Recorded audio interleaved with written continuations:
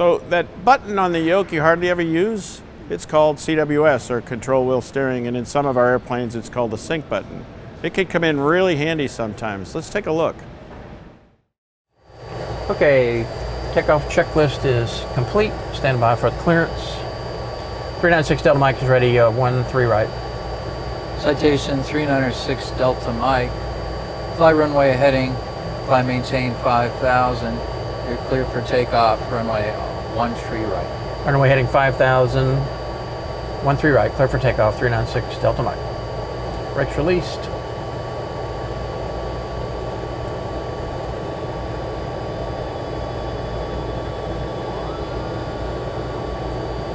Power set. Airspeed's aligned. V1, rotate. Positive rate. V2 plus 10. Flaps coming up. 396 Delta Mike, contact San Antonio, departure 128.05. 12805, 396 Delta Mike. And departure 396 Delta Mike, with you at 1.5, climbing 5,000, runway heading. 396 Delta Mike, roger. I maintain 3,000 for traffic, sir. And traffic's going to be crossing left to right. Okay, 3,000 for 396 Delta Mike. You're looking for that traffic. 396 Delta Mike, traffic's now at your 10 o'clock and 5 miles. Okay, we're looking for the traffic's 396 Delta Mike. And say again the altitude for 6 Delta Mike? 6 Delta Mike, maintain 3,000 feet for traffic, sir. 6 Delta Mike, 3,000 feet. It's 3,000 feet, slowing down, we're too fast. 3,000, altitude down. 396 Delta Mike, say altitude.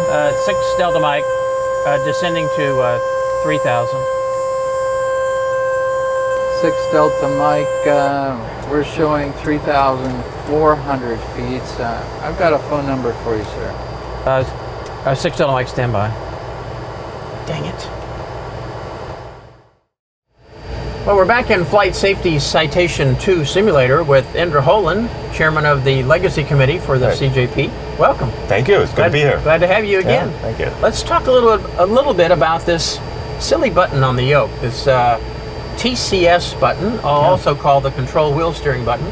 I know in situations where I have been unsure what the airplane was doing, I tend to just disconnect the autopilot rather than use this button, which causes then some out of trim, out of pitch control, and it's a very kind of unstable situation. Let's talk about why we should be using this button. What's your experience? Well, my experience, first of all, is that it took me a while to figure out what that button did.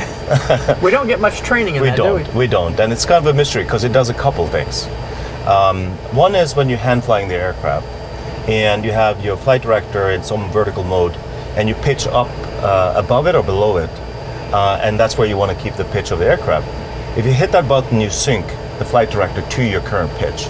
So that's very useful. Let's say you take off and you're set for 7-degree go around for your takeoff pitch. And let's say you come out and you realize you need about 10 degrees. Well, you just sync it and now you've got the new flight director pitch. So that's good. The most useful part though is when you're flying on autopilot and you want to do a deviation or something relatively short in terms of correction.